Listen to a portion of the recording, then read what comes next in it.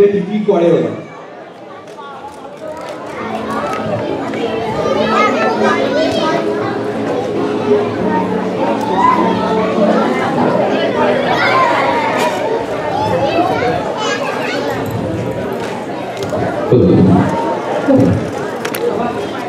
চলো আমি রেডি। তোমার হয়ে গেছে? এই গিফটটা নিয়েছো তো? আমি তো অনেকক্ষণ থেকে রেডি। ও আচ্ছা, এই শোনো, আমাকে কেমন দেখাচ্ছে গো? এই শাড়িটা নতুন জানো? আরে দেখো না, ব্লাউজটা ভালোই বানিয়েছে, কি বলো? চমৎকার। হ্যাঁ, মোটামুটি ঠিকই আছে। আমি তোমার ব্লাউজের কথা বলছি না সোনা, আমি তোমার সময় জ্ঞানের কথা বলছি, তোমার পাঞ্চুয়ালিটির কথা বলছি। তপনদা পার্টি কল করেছে কখন? 8টা। এখন কটা বাজে? 9:30। এই দিদি থেকে যেতে হবে সুগারল্যান্ড, তার মানে আমরা সেখানে গিয়ে পৌঁছবো 10:15। কে যায় বলো তো এত দেরি করে পার্টিতে? সবাই যায়, 8টার সময় তো খটখটে রোদ, সেই সময় শাড়ি পরে সেজে গুজে কে যাবে পার্টিতে? আর তাছাড়া বিকেল থেকে বাড়িতে যে হটচট বাঁধিয়েছো তুমি, তাতে যেরকম দেরি হবে সে আর আশ্চর্য কি? আমি হটচট্ট বাঁধিয়ে তুলেছি বাড়িতে? কি করেছি কি আমি শুনি? কি করেছো?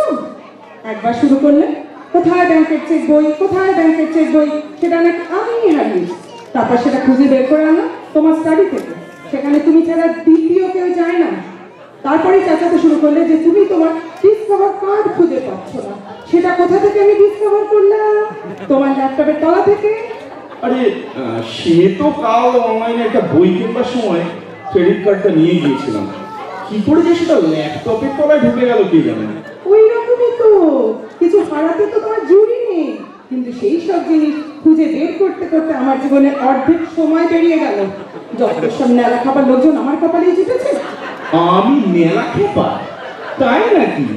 তা এখনো সময় আছে, দেখো না বেটার কোনো অর্গানাইজ স্মার্ট কাউকে জোটাতে পারো কিনা। আমার জন্য অত ভাবতে হবে না গো তোমাকে, আমি কাকে জোটাবো না জোটাবো সেটা আমি নিজেই ডিসাইড করতে পারবো। এদিকেই তো রোদ আছে, চ্যাটাং চ্যাটাং কথা শুনে না গাজলে। ও তাহলে দেখা যাচ্ছে আমার চেক বই আর ক্রেডিট কার্ড খুঁজতে গিয়ে তোমার এত দেরি হয়ে গেল। আর তোমার ওই বড় বড় কানের দুল, লিপস্টিক, নখ পালিশ এসবের জন্য সময় লাগে। বাজে বকো না তো। তা না, শুধু আরো আছে তোমার 2 সুপুত্র। সারাক্ষণ তো তেলাদের পেছনে ডিটেকটিভদের মতো ঘুরে বেড়াতে হয়। সকাল থেকে বলছি বাবা একটু পড়াশোনা করে নে, আবার তো বিকেলবেলা পার্টি আছে। তা না, একটু চোখের আড়াল হলে হয় ফেসবুক, নয় ভিডিও গেম, আর নয় সেলফোন নিয়ে ফুট করে বন্ধুদের টেক্সট করা চলছে। কি হলো এখন যে মুখে কথাটি নেই? কোনোদিন ঘুরেও দেখো ছেলেরা পড়াশোনা করছে না কি করছে। পড়াশোনার কথা ছেড়েই দাও, তুমি তো তোমার ছেলেরা কোন গ্রেডে পড়ে সেটাই ঠিক করে বলতে পারো না। দেখো এই একটু এদিক থেকে ওদিক হলেই না ওই তোমার ছেলে বলে বাড়ি মাথায় পড়ে না। ছেলে কি আমার একা? আরে এটা কিন্তু খুব বাড়াবাড়ি হয়ে যাচ্ছে ওকে। আমি জানি না ছেলেরা কোন গ্রেডে পড়ে। না জানো না, বলো দেখি, এক্ষুনি বলো। সাবর্ণ কোন গ্রেড, অন্বেষ কোন গ্রেড, বলো কি হলো? এরকম করছো কেন? এরকম করলে বলা যায় নাকি? মানে নিজের ছেলে কোন গ্রেডে পড়ে সেটা বলার জন্য আবার এরকম ওরকম সেরকম কি আছে? আমি জানি তুমি কিছুতেই কনফিডেন্টলি বলতে পারবে না। আগের দিনই পার্টিতে দেবদা তোমাকে জিজ্ঞেস করছিল, সুদীপ তো তোমার ছেলে এখন কোন গ্রেডে যাচ্ছে। শুনেই দেখলাম তোমার মুখ শুকিয়ে আমসি হয়ে গেল।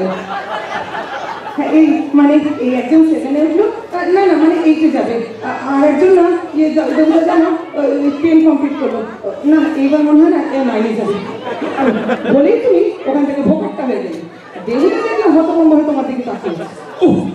সত্যি পার্টিতে গিয়েও একটু শান্তি নেই আমার। ওখানেও টিকটিকির মতো ওয়াচ করে যাচ্ছ আমাকে। আমার বয়ে গেছে তোমাকে ওয়াচ করতে। আমি পার্টিতে যাই একটু এনজয় করতে, একটু বন্ধুদের সঙ্গে হই হই করতে, তোমার পেছন ঘোরার জন্য না। সে তো বটে, পার্টি আর আড্ডা না থাকলে তো তোমার জীবনটা বৃথাই হয়ে যাবে। আবার তুমি তার একটা কথা শুরু করলে? আবার চুলোয় যাক তোমার পার্টি, আমি কোথাও যাবো না। তোমার যেটা ছেলেদের নিয়ে চলবে, শুধু আজে বাজে। আরে আশ্চর্য তো, তুমি না গেলে আমি একা বোকার মতো পার্টিতে গিয়ে কি করবো? হলোটা কি? এত রাগের কি হলো? আরে চললে কোথায়? ধ্যাত্তেরি আর ভালো লাগে না। অপু অপু প্লিজ।